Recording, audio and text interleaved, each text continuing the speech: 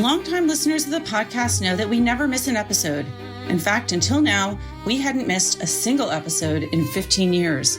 So it was not an easy decision for us to suspend new recordings of the podcast during the COVID-19 crisis. On the bright side, this is an opportunity for us to revisit some of our favorite episodes from the archives. This week, I bring to you a conversation from the not-too-distant past, my interview with Robert Caro, author of The Power Broker and the in-progress 5-volume biography of Lyndon Johnson.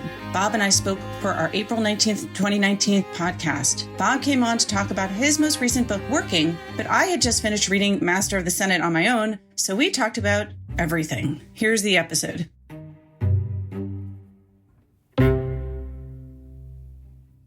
Robert Caro joins us now. He is the Pulitzer Prize-winning author of many books. His new book is called Working, Researching, Interviewing, and Writing. He is also the author of The Years of Lyndon Johnson, 4 volumes of them thus far, and The Power Broker, Robert Moses and the Fall of New York. Bob, thanks so much for being here. Pleasure to be here. All right, so everyone has been greatly anticipating Volume 5 of The Years of Johnson, but instead you have written this other book, Working, Researching, Interviewing, Writing. Why did you decide to do this? Ever since The Power Broker, I kept myself out of the book. I don't think the word I appears in there many times. As soon as the book came out, people started asking me, what was it like to interview Robert Moses? And I realized that I should have put in something to tell people what that was like. So for like 45 years, I've been hearing that question. And people ask me what it's like to work in presidential libraries. What can you find out from interviews? This isn't advice to anybody, but it's sort of, I said, well, I want to give people some glimpses into how I work. So I took time out to do this book. Now I'm back doing the 5th volume. I mean, it's an interesting question about interviewing Robert Moses because you had, 5 sessions with him? Seven sessions with him, which was very different from the Johnson biography where he was dead already for several years before you could get started. And I'm curious, you write about it a bit in Working, what the difference was like for you writing the book, writing a biography of a person who was still alive versus writing a biography of someone who was already gone. In one sense, it's great to write about someone who's still alive because you get to meet him. Now, Moses didn't talk to me for the first couple of years of the book. Then we had 7 interviews. As soon as I started asking questions, Pamela, the interviews were over. But they were long sessions, and I really got a look at him. With Johnson, you felt, I came along just too late. He had died just 3 years before. What was great about him was that he died so young. He would have been only 67 when I started. He died at 64. That everyone was still alive. He had, I think, 12 people in Johnson City High School when he was there. They were all there to be interviewed. But you can't make up for not meeting and talking to the person you're writing about. You just can't. Do you feel that absence in working on the biography of Johnson? Yes. You do everything you can to overcome that. You interview the people closest to him over and over and over again, constantly asking them, what was he like? If I was standing next to you, what would I see him doing? So you try to get a feeling of him. Now we have these telephone transcripts where you hear him talking. You have hundreds and hundreds of hours. You can listen to him talking and see how he deals with people and how he gets what he wants from people. That's what's always amazing to me. Has that changed sort of the way that you've been doing your research, having access to those tapes? Yeah. I think it should change the writing of history in general, like on the Gulf of Tonkin incident, which has been sort of a mystery, what really happened there. How many attacks were there on our destroyers, that led Johnson to launch these large bombing attacks on North Vietnam? Now you actually hear the communications between Robert McNamara, the Secretary of Defense, Singpak, the Admiral at Honolulu, and the commander of the fleet that's in Vietnam. You hear this in what was really going on in real time. The other aspect of your interviewing that I thought was so interesting that you write about in this new book, Working, is the delicacy of interviews, and especially when you get to touchy subjects. And though you didn't interview Johnson for the book, you did interview Lady Bird. And tell a story about how you and when you approached the subject of Johnson's longtime affair with Alice Marsh. Well, when Johnson is in the Pacific during World War II, he's in Australia, you're allowed one telephone call. The senator from Texas has just died. Johnson has to decide whether to run again for the House of Representatives or to run for senator. I'm going through all the correspondence, and suddenly, in the middle of it, there is a telegram from someone signed Alice. I've never heard of Alice. She appears in no book. And it says, Lyndon, everyone else, that happened to me in the White House, everyone else thinks you should run for the Senate. I think you should run for the House. Please try to call Love Alice. I said, who is Alice? Who is this person that he makes the only one telephone call to, and who's giving him political advice, which he follows? Shortly after that, so that's an example of going through the papers. By sheer luck, her sister and best friend show up at the Johnson Library and ask to see me. And I go down to see them, and they say, we want to tell you about a woman named Alice Marsh. We don't want to portray it as some bimbo. She was really very important in Johnson's life. And they told me the whole story of this long and significant relationship in his life. So how do you then ask Lady Bird? Pamela, that's the only interview I ever had in my life where I couldn't bring myself to look at the person I was interviewing. Alice was a small-town girl, and she turned herself into this brilliant Washington hostess, brilliant meaning brilliant Solange, and she came from a little town called Marlin. Now, no one would go to Marlin unless they were looking for information on Alice. It's a little town in the middle of nowhere. And Ina and I went up there, and we learned about her and how remarkable she was. But all of a sudden, we have a mutual friend who lived in Marlin who calls me in a panic and says, Bird. In Texas, everybody calls Lady Bird, Bird. Mm-hmm. Bird knows you've been in Marlin, so she knows you know about Alice. So I said, well, that had to be. That doesn't concern me. But her secretary then shows up at my desk in the reading room and says, Mrs. Johnson would like to see you out at the ranch this weekend. We had been meeting in her office. So we sit down at the dining room table. She's at the head of the table. I'm at her right hand, and my stenographer's notebook, like the one you use, is down on my right hand taking notes, and without preamble, she starts to talk about Alice Glass, how elegant she was, how sophisticated she was, how she taught Lyndon things, and everything that she taught him, he followed the rest of his life. He had these long, when she met him, he was this new congressman, very awkward with long, gangly arms. She said, turn them into an asset. Always wear shirts with French cuffs and very nice cufflinks. So when their attention is called to them, it's called in a good way. She taught him what kind of necktie to favor, Countess Maris tie. But most of all, at crucial elements in his life, it was her advice that he followed, and in a number of cases, one in particular, it's not exaggerating very much to say she saved his career. This takes a moment to tell, but it's interesting. His early career is financed by a very fierce, huge Texas contractor, Herman Brown of Brown and Root. And Herman was prepared to keep financing his right, and in return, Johnson was getting huge contracts for Brown and Root. When all of a sudden they had a falling out, Lyndon Johnson was getting them authorization to build a dam, which they wanted. But Lyndon wanted a low-rent housing project built in Austin in what was a very poor Mexican-American neighborhood. The houses in that neighborhood were owned by Herman Brown. The tenants were paying rent to him. They were very profitable. And he was enraged that Lyndon wanted to condemn them for his housing project. And his chief lobbyist and his chief lawyer talked to him and said, Herman was about to turn on Lyndon. And when Herman turned on you, he never turned back.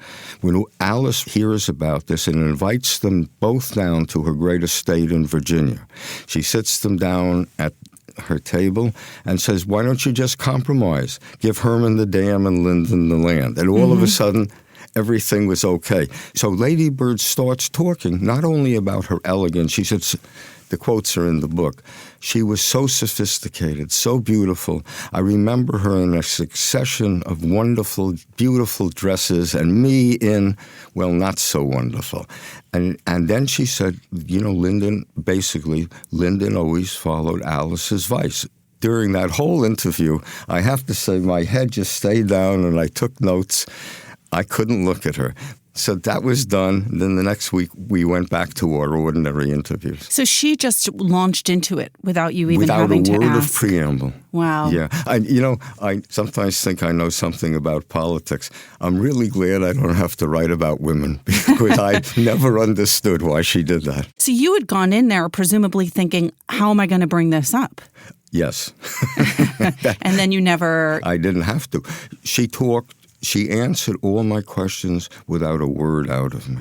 You write in Working about the use of silence in interviews. And I'd love you to talk about that for a minute. And then talk about the opposite, where you have to actually ask uncomfortable and sometimes aggressive questions. The silence thing is interesting. If you looked in my notebooks where I take notes on interviews, you'd find the letters SU written very big sometimes.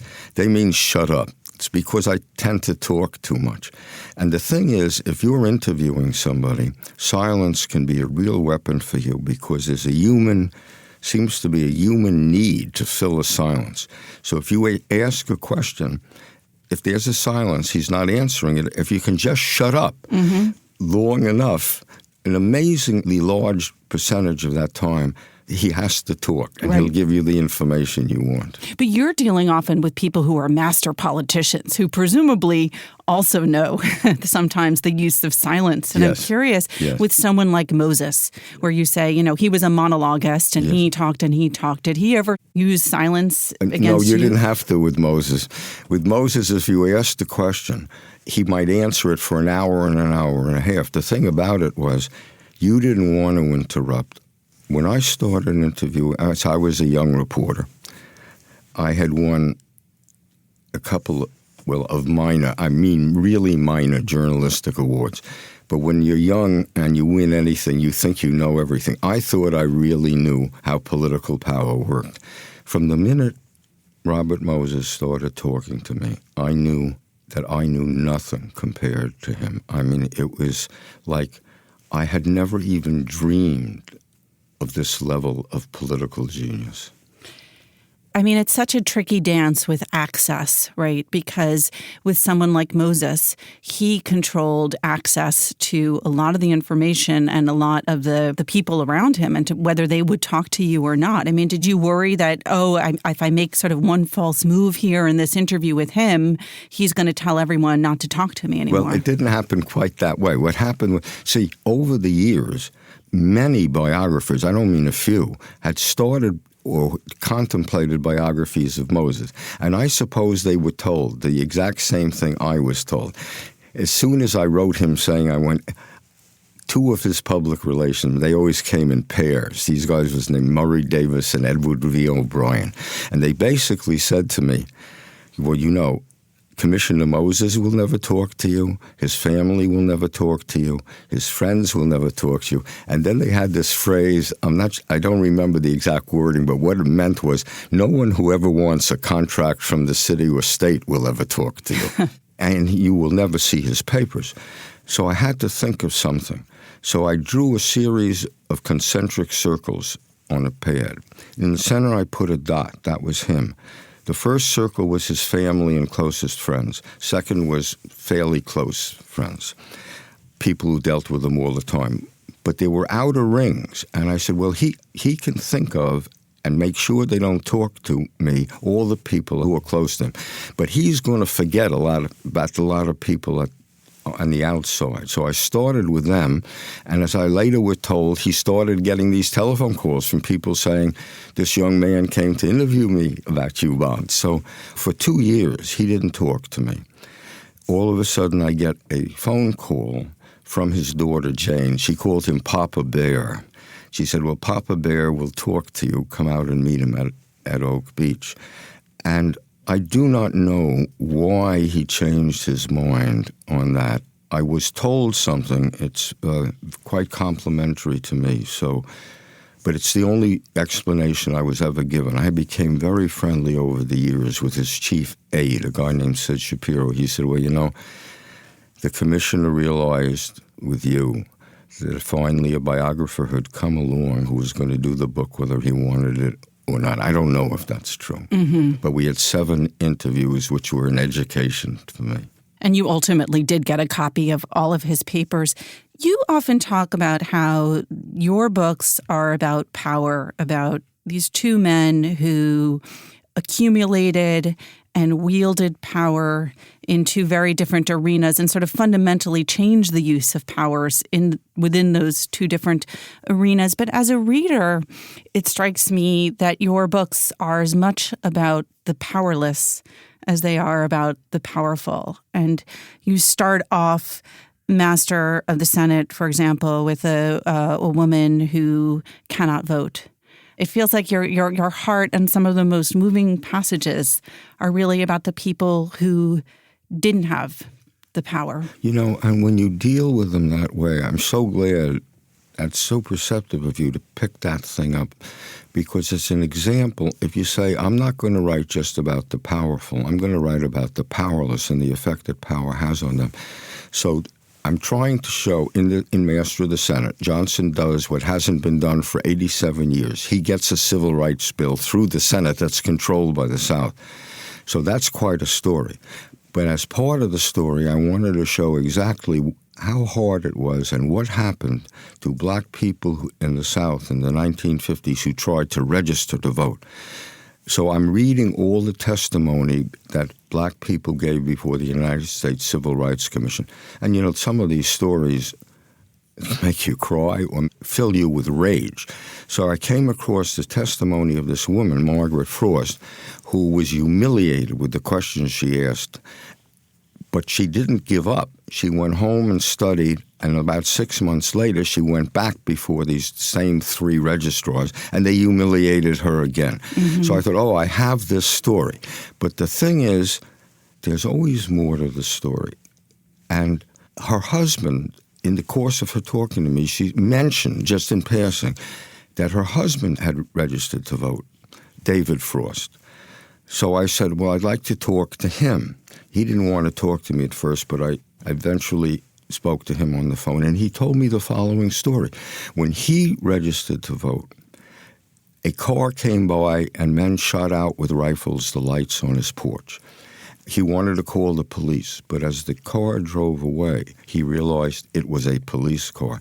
All of a sudden, Pamela, you said, so that's what it was like to be a black person in the South. There was no place to turn, no one to protect you. So the whole story there was a whole other dimension to me. I want to talk a bit specifically about Master of the Senate. Listeners of this podcast have heard a bit about it in the last few weeks as I was reading the book. And there are certain aspects of the writing in this book that I think you cover also in your new book, Working. And I want to talk about those different aspects. One is the sense of place, another storytelling and pacing, and the third is the development of your characters. But sort of as background to all of that is the process of writing and editing.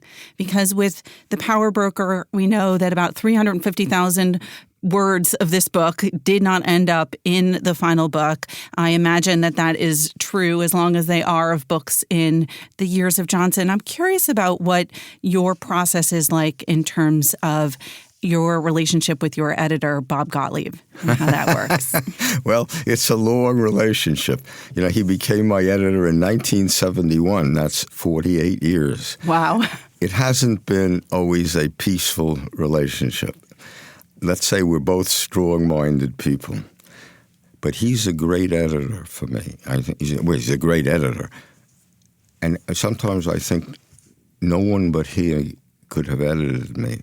Because what he does, he's not going to let you go. If he makes a suggestion and you don't want to accept it, you're not going to turn the next page. He's going to tell you why you should change it. So in answering that, you have to think about what you did.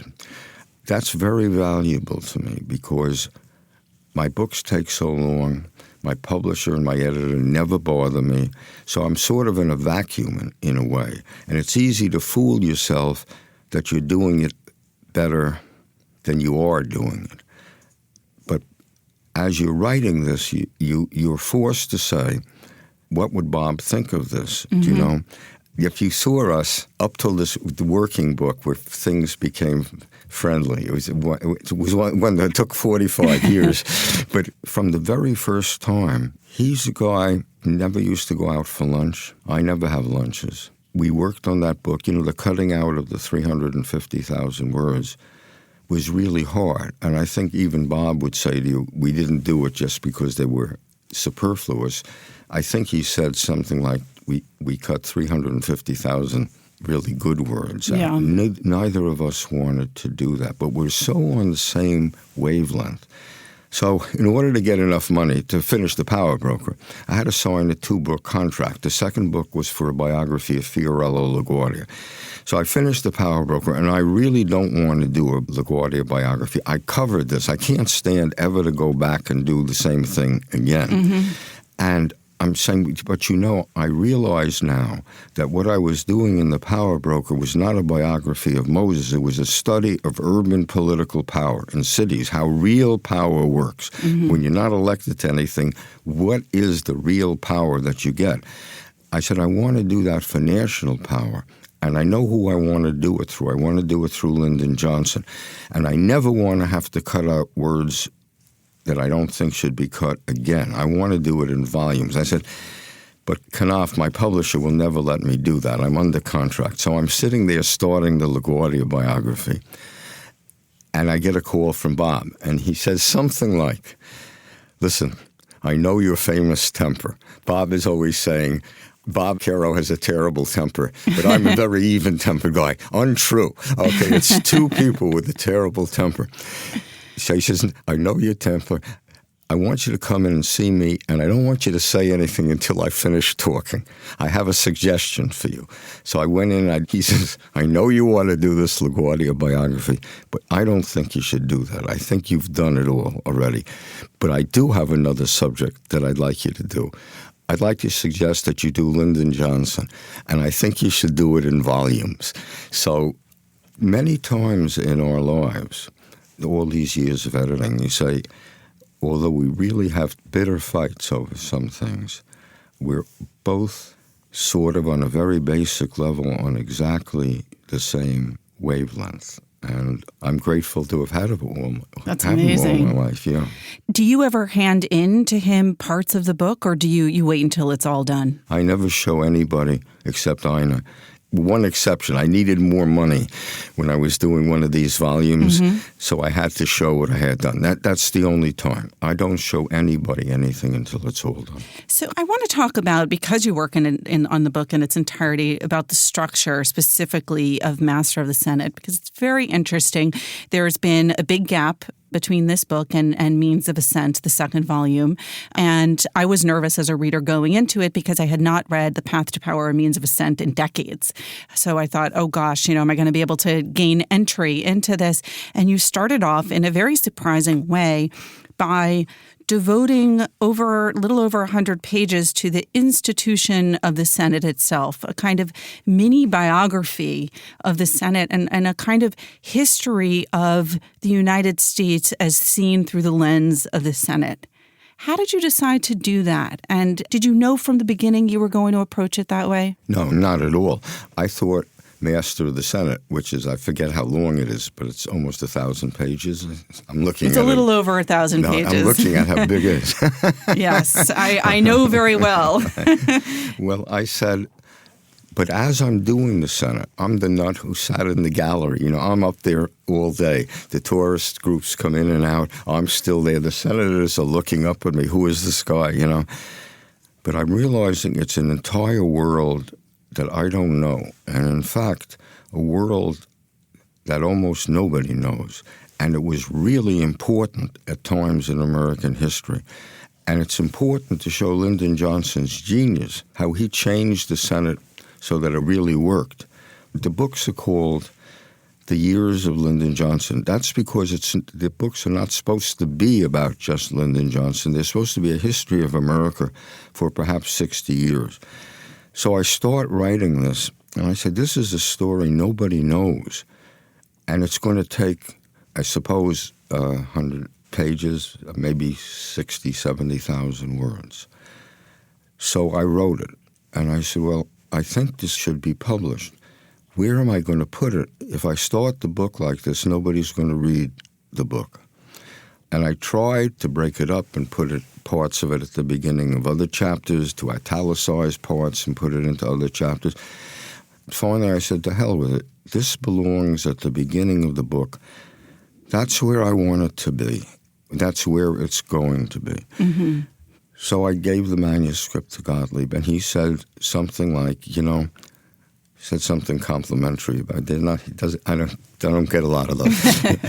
He said something. He said, and that's the only place it should go, right at the beginning of the book. I don't think many editors would have said that.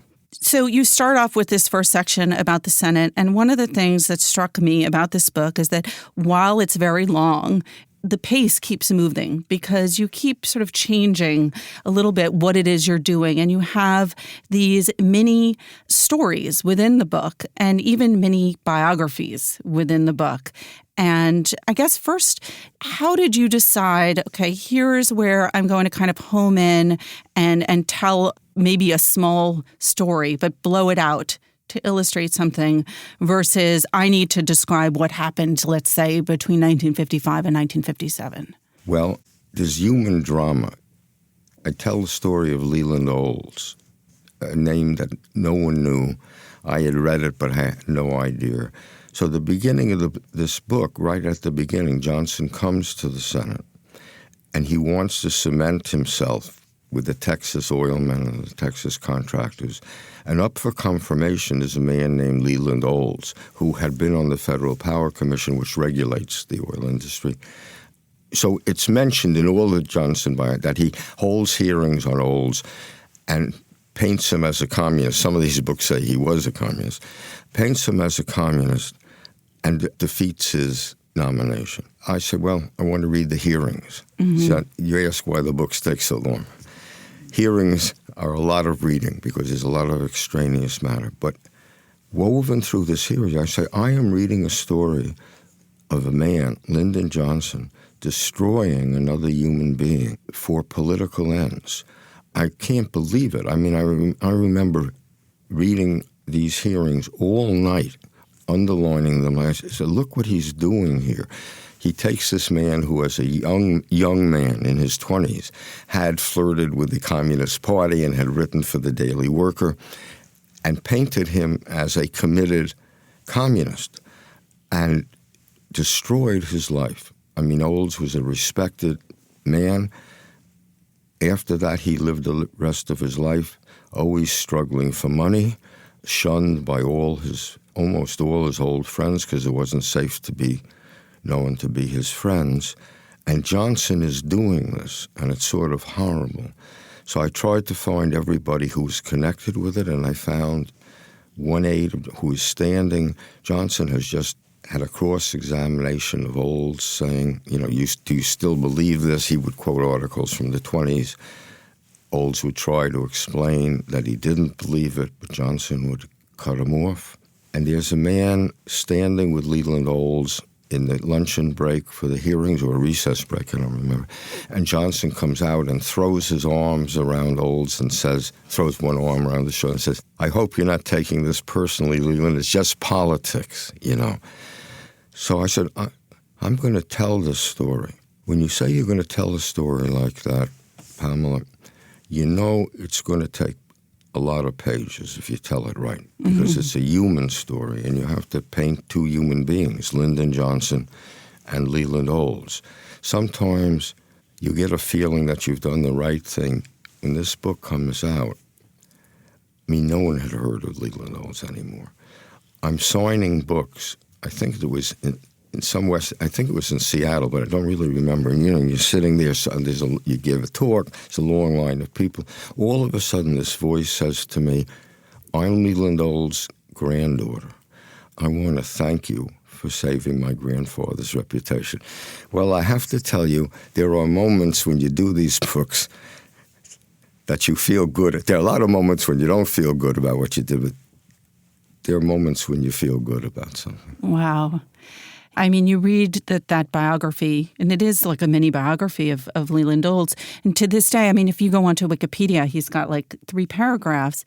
And what you do is that rather than start with the facts of the situation, which as you state, that, okay, here's someone for political purposes, in order to win the presidency, in order to gain the trust and the money of this lobby in Texas, right. He needs to defeat this nomination. Rather than start there, you start with, here's this guy, Leland Olds. And for a moment, the reader thinks, why are we talking about Leland Olds, who comes across as, just a good person, a real idealist and public servant. Yeah.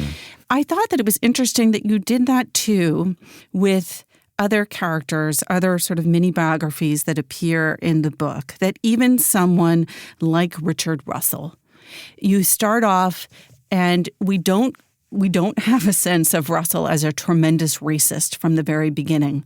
We hear a lot about the good things that he did. And it isn't until it's almost novelistic what you do with the character development that you don't. The same thing with Eastman, who sort of flits in and out in the earlier parts. And it isn't until much later in the book that you realize this guy is a real repressive racist. A hater. I mean, a hater of blacks.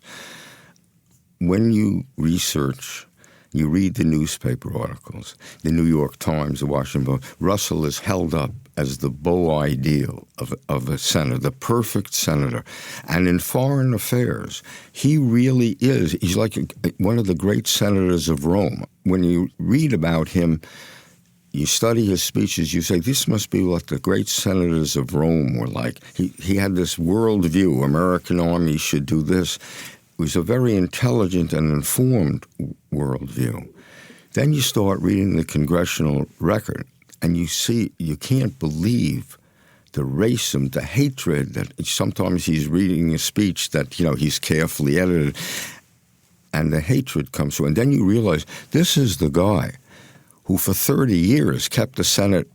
Someone said the Senate was the South's revenge for Gettysburg. Mm-hmm. Nothing can get through the Senate that Russell doesn't want. So I said, well, I can either show the power of the South in the Senate through giving the reader a lecture, or I can show it through doing a biography of the man who embodied that power, Richard Russell. I have to make the reader really see him. So what I did was I went down to his town, Winder. I'm a Northeastern, a New York person. No matter what you think about racism, you don't know it. So he was dead. He lived in this house. His father was a judge and a powerful judge. When his father died, Russell idolized the father. And he built an obelisk. It's not a huge house. It's a nice house, but it's not a huge house.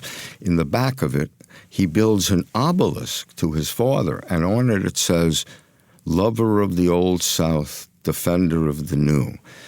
So you start talking, and one of the things you realize is it wasn't just that he opposed every attempt to make lynching a federal crime.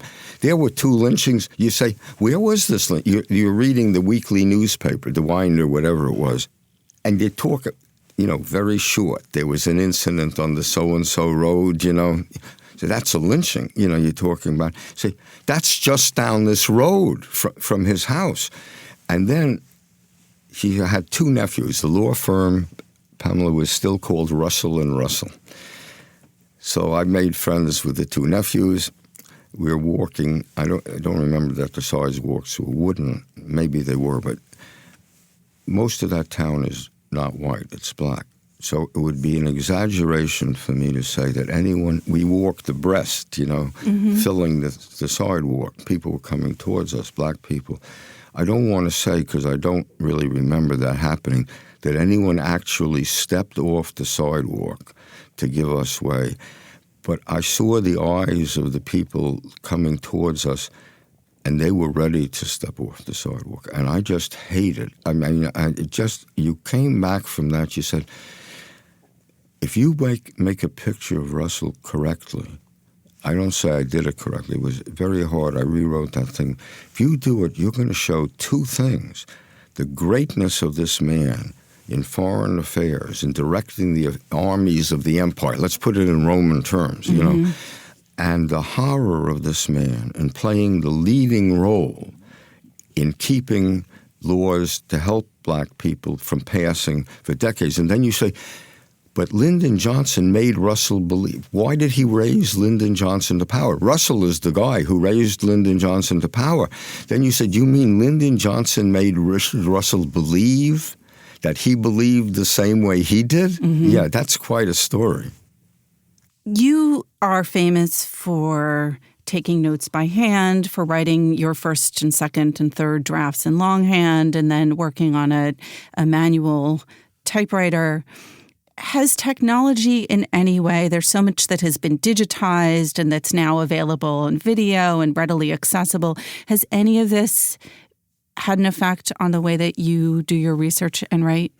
It has had no effect on the way I write. I still write in the way you just described, in longhand and on a typewriter. It has had a terrific effect on my research because the computer makes research. Like there are all these hearings. I'm doing Vietnam. The executive sessions of the Senate Foreign Relations Committee are I don't even know. There are thousands of small print pages. You really can't read it all. But with, just say one thing, Control Find. You want to know what Richard Russell, said? That's easy. So, yes, it's helped me a lot in recent years. Because you talk about those, huge files just down in the Johnson Library. Is that now all digitized and searchable? No, almost none of it is digitized and searchable. So some of it still hasn't changed? Most of that library hasn't been digitized. Wow. You just have to pick the boxes that you feel you ought to turn every page in and use them. You start off this book talking about your experience as a newspaper reporter, mostly for Newsday on Long Island, where I grew up. And I'm curious about two things. One, what was the most important thing you learned as a newspaper reporter that helped you in your writing, in the process of writing these biographies? And is there anything that you had to kind of forget because it wasn't useful or it wasn't helpful to you? Well, the most important thing I learned is what I talk about in working. The very first piece of advice, I was a new reporter. I'd never done investigative work. I had this old editor guy out of the front page. I was the first Ivy League graduate who had ever worked in his city room, and I was hired just because he was on vacation and they wanted to play a joke on him. He wouldn't even talk to me. Then I got thrown into it and doing something investigative, and he liked this memo I wrote. He said exactly, I didn't know someone from Princeton could do digging like this. From now on, you do investigative work. I, with my usual poise, said something like, but I don't know anything about investigative work. And this old guy looked at me and he said, I've never forgotten the exact words, just remember one thing, turn every page. Never assume anything. Turn every goddamn page. And, of course, you can't do that in the Johnson Library. But if you're doing a topic like the Gulf of Tonkin, it may take months, but you can do it. To turn every page and over again. His name is Alan Hathaway. I've said to myself, thank you, Alan, because I find some amazing thing there in a box just filled with, the rest of it is just innocuous stuff. And was there anything that you felt like, you just had to kind of forget it from your reporting days? Yeah. Working fast. People don't believe this anymore. I was a really fast rewrite man. But I never thought things all the way through. You don't as a daily reporter, to tell you the truth. When I started to write The Power Broker, I suddenly realized how complicated this was going to be, that I didn't understand where Moses got his power. There was so much I didn't understand about it. I was going to have to think things all the way through.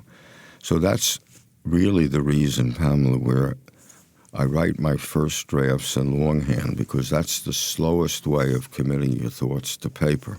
I do a lot of drafts in longhand, and then I go to not a manual, but an electric typewriter. I don't want to write on a computer. Computer is too easy for me. It's too fast for me. I want to slow myself down.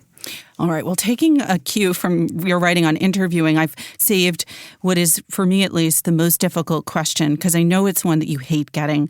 And so I'm going to try not to ask it in the most simplistic way. I know from your book, Working, that you don't like people asking you if you like Johnson.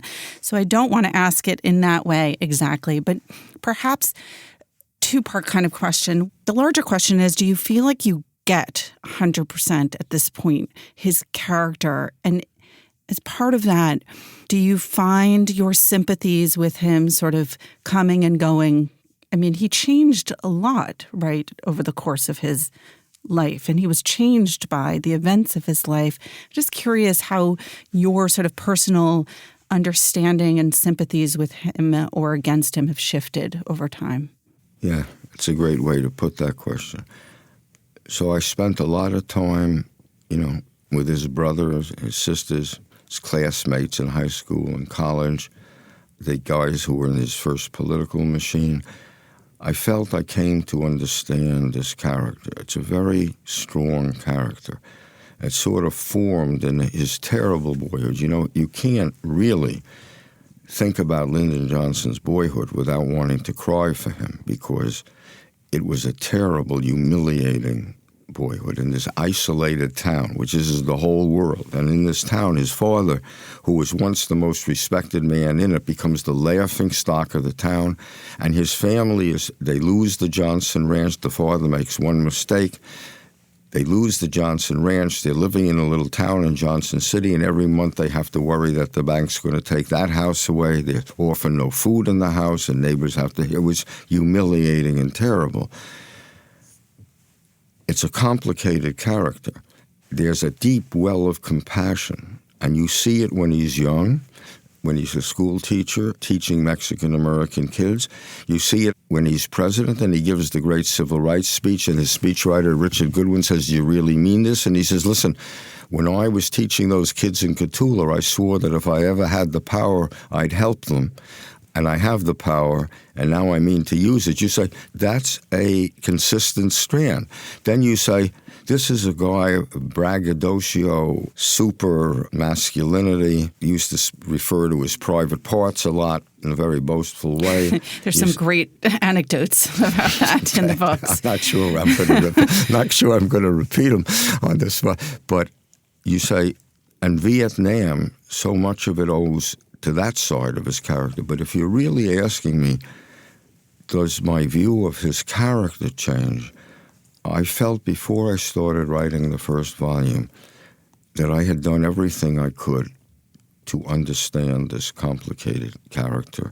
And I felt that his life plays out. It doesn't play out in a consistent way, but it plays out in a way consistent with that character. All right. Well, that's a very good and careful answer. And I feel like we'll find out more from that when we get to Volume 5 of the Years of Lyndon Johnson. But also, there is really a lot of insight into that in this new book, which is a fascinating behind the scenes. The book, again, is called Working, Researching, Interviewing, and Writing by Robert Caro. Bob, it has been such a pleasure having you here. It was a pleasure being here. Thanks.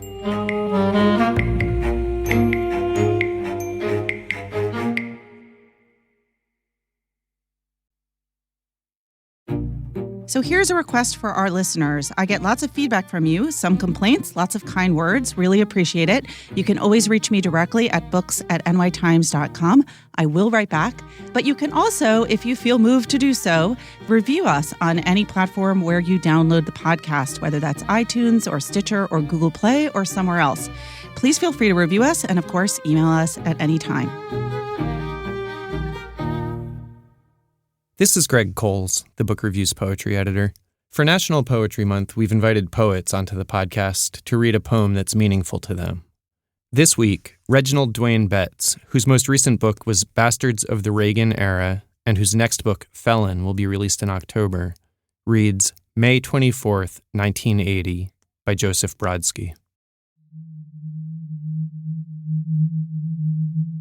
I have braved for want of wild beasts, steel cages. Called my term and nickname on bunks and rafters. Lived by the sea, flashed aces in an oasis. Down with the devil knows whom and tails on truffles. From the height of a glacier, I beheld half a world, the earthly width. Twice have drowned, thrice let knives rake my nitty gritty. Quit the country that bore and nursed me. Those who forgot me will make a city. I have waded the steps that saw yelling Huns in saddles. Worn the clothes nowadays back in fashion in every quarter. Planted rye, tarred the roofs of pigsties and stables. Guzzled everything save dry water. I've admitted the century's third eye into my wet and foul dreams. Munched the bread of exile. It's stale and warty. Granted my lungs all sounds except the howl switched to a whisper. Now I am 40. What should I say about my life? That is long and abhors transparency. Broken eggs make me grieve. The omelet, though, makes me vomit. Yet until brown clay has been rammed down my larynx, only gratitude will be gushing from it.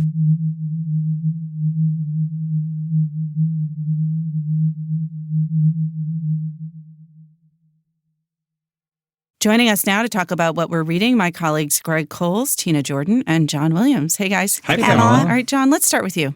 I'm reading a book called Lost Children Archive, which got a lot of attention this year when it was published just a couple months ago, I think, by Valeria Luiselli. And I had read a couple of Luiselli's earlier books. I think one was called Faces in the Crowd, and there was another Slender book, and they were fairly short, very beautiful, very smart, full of great imagery, but a bit oblique and a bit elliptical, which I like, but that's what they were. And looking at this book, which is much longer and seems sort of more ambitious narratively, I wondered if that style would really fit a book like that. And it turns out that she's just doing this totally different thing, which I'm very impressed by and enjoying. I'm about halfway through, which is that she is just telling a bigger story with sort of more traditional digressions and more traditional thoughts about marriage and children and essentially and mostly immigration, because it's set against the border crisis. And it's about two people in New York, a married couple with two children, one each from a previous marriage. And they drive across country.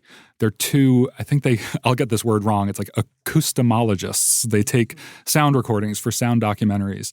And the husband is obsessed with the Apaches, and he's very progressive, teaches his kids about, American imperialism and the genocide of Native peoples. And the wife, who's also very liberal, is feeling alienated from him, and she's working on her own project involving lost children, meaning kids who try to immigrate to the United States and get lost in the desert or worse. And they're making these pit stops at motels and at Graceland and at diners, and she's just kind of musing on both the strains in her marriage, the way she's trying to raise her kids, and the way she's trying to teach her kids about how the world can be bad without traumatizing them. It's really great. One of the things I've been wondering about since you've read the earlier books is those were both, and her other books, published by small independent publishers, written in Spanish and then translated. I think this is her second book written in English. And this one is a major publishing house, very big book in every way. Does it feel different? Like, does it feel more commercial, more accessible?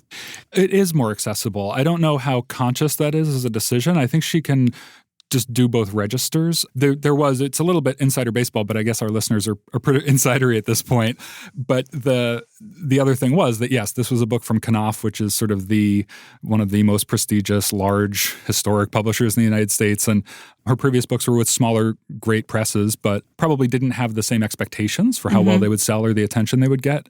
So there is also a sort of satisfying sense of watching a writer take a more ambitious swing and hit the ball. More ambitious is maybe unfair to her, but just a different type of swing and being able to do that too. She's really rising even further in my estimation than she already was. All right, over to you, Greg. It looks like you have something also ambitious. Yeah, well, you haven't heard me talking about Ulysses for a while, and there's there is a good reason for that, namely shame. I've pretty much stalled out in the long, very long Nighttown section of Ulysses. It's the Circes section. It is all very hallucinatory and dreamlike. When I first engaged in reading Ulysses, a former teacher of mine, Michael Cunningham, the novelist, said, "I wonder if you'll make it through Nighttown." And so far, Michael, the answer is no. But because Mayor Pete Buttigieg, if I said that right. You did. Has recently been in the news as a big fan of Ulysses. And he's talked about it as, well, it's a book that really gives you empathy and lets you see that other people are as neurotic as you are, which is all well and good and true as far as it goes, but it doesn't get at the very weirdness of this book. And it sent me back. The fact that Ulysses has been a news story lately sent me back to Ulysses, and I've pushed forward. I'm proud to say that I'm now less than 200 pages from the end of Ulysses, still in the middle of Nighttown. I had taken Nighttown at the beginning to be a dream sequence and dream sequence from the perspective of Bloom. But it's shifted now to being Stephen Dedalus's dream sequence, which kind of calls into question the whole idea whether it can be a dream at all if it's shifting points of view from one character to another. It ends up in a brothel, and there's such weird stuff. There's gender-bending stuff. At one point, Bloom, who's being cuckolded as this is happening, the proprietor of the brothel is offering to let Bloom peek through the keyhole at his wife, Molly, and her paramour, Blazes Boylan. And at the same time, because of this cuckolding, Bloom is being completely emasculated, and the brothel's madam is turning into a male pimp, and Bloom himself is turning into a woman wearing skirts, and Bella, who's the madam, becomes Bello, the pimp, and is offering to pimp Bloom, who's now a woman, out to the Johns at this brothel. So it's all very kind of phantasmagoric and hallucinatory. And then it shifts, and you're suddenly in Stephen's point of view. So yeah, I'm making tiny progress. I will get to it. I'm feeling a little bit competitive now with Mayor Pete. and I need that competition to keep reading a book like this. Where I stalled out on it was just reading it on my own. At the same time, I've also turned to a book that I had started a few years ago and had to put down for other reasons. It's a book called Goodbye Vitamin by a woman named Rachel Kong. Her previous book before this was a nonfiction book in praise of the egg. And it might help you to know that Rachel Kong is a former editor-at-large at the food magazine Lucky Peach, which I think is no longer with us. It was this kind of lovely literary beautiful magazine devoted to food, but all about kind of good writing. And Rachel Kong went on the side and wrote this novel that was about a young woman at kind of loose ends. Her engagement has just broken off, and her father is developing dementia, probably Alzheimer's, although you can't tell that until an actual autopsy. And her mother asks her to stay home with him for the year to kind of keep an eye on things. And the reason that I put the book down when I first started reading it is that back in my writing school days, I was working on a novel about a young woman at loose ends who takes a year off to go look after her father with Alzheimer's. And I just thought, oh no, I can't read this book that was so much like mine. But in fact, it's nothing at all like mine. It's a completely different tone, completely different plots, except for those surface similarities. And I'm really enjoying it. She is, as a debut novelist and a fairly young woman, I think she's still in her 30s, she just seems like a really promising voice. It's written as journal entries, and so it's got this built-in, almost epistolary format. It's just kind of great conversational humor, observational humor. It's a very light book, considering that it's taking on quite a heavy subject. Tina, you're not reading anything light. I'm not reading anything light. It's almost not like really reading. It's sort of like looking. I have The Magic of Handwriting, which is the catalog that accompanied an exhibit at the Morgan Library, which is just a few blocks from here, which I think, Greg, you said you saw. I did. I loved that exhibit. Right. And it was just between 100 and 200 examples of people's signatures and handwriting. Yeah, letters and journals. And even like things like the dog license applications. Right, signed photos, right, contracts, leases. Yeah. There's just all kinds of things in here. How Stephen Hawking signed his books as a thumbprint. It was not just writers, but scientists and musicians and politicians. Right. Actually, I'm going to read from the table of contents because that makes it easier. So it's divided into chapters: art, history, 20th century Europe, literature, science, music, philosophy, exploration, entertainment. Yeah. I always have had an interest in font. I'm one of those people who always is careful about the font that I choose. Font and typefaces. I do too, but I also am interested in handwriting, and I've become even more interested in it at the Times because there's so many archival stories about 19th century signature and handwriting. And as you know, I'm a big archives fiend. We did articles about 19th century handwriting? In the 19th century, for example, famous people, like many of the people in this book, to have their handwriting, to own a piece of it was so desired that at libraries, when famous writers had signed the book plates of books they donated, people would rip them out. Like it was a big scandal. Like if you were famous in any way, people wanted to collect your handwriting. It'd be like having a lock of your hair. Yeah, like a lock of your hair. But apparently a lot of books were destroyed like during that time. That's fascinating. I have to say, going to the Morgan exhibition when it was on, you do feel that something's been lost in the typewriter age because there's this kind of direct line between the brain and the page with the handwriting, and you see it in the spark of the moment. Well, there are studies that show that when you write something by hand as opposed to typing or keyboarding, as they now call it, showing my age, you both acquire and retain the information better than had you keyboarded it. Now, let me ask you a question. You've each got kids. What are their signatures like? I feel lucky. My kids have all learned cursive. So for them, a signature means cursive writing, which they do slowly and laboriously, and mock my signature, which they think is, just sloppy and dreadful. My kids' signatures are as different as my kids' personalities. And my son, who's 16, would really, if he could get away with just typing his name rather than signing it, I think he would do that. He is very much a keyboarder. My middle child, daughter, she's got lovely handwriting and almost calligraphy, the way that she does her name with the scrolls and everything. And the youngest is only 10, so I think we're still waiting to see what her signature will turn out to be. What's your signature like, Tina? It's degenerated over the years, I'll say. It used to be much clearer than it is now.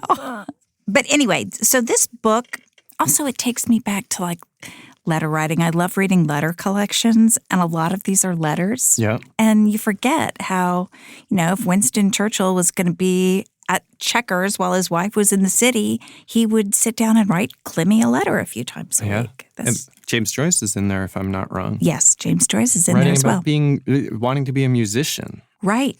One of my favorites is the Hemingway one, and it's written when Hemingway is 12 years old. And he's writing his father a note, and he says, "Oh, I remember. Dear Daddy, I feel a lot better when all my work is done and my conscience is clear." You can tell somebody's just gotten in trouble. "I looked up in my baseball schedule and found out that the New York Giants will play Chicago." He's like, "Hey, Dad, take me to a ball game." And it was good. Yeah, right. So it really does run the gamut.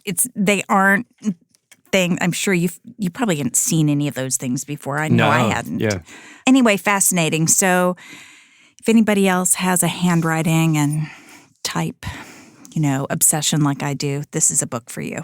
What's the name of it again? So it's called The Magic of Handwriting, and it's from the Morgan Library and Museum.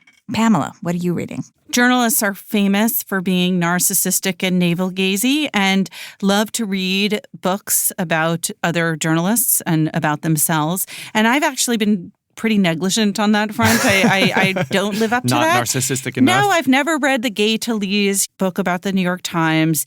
I've read a couple of books about the Washington Post, Katharine Graham's memoir, Ben Bradley's memoir.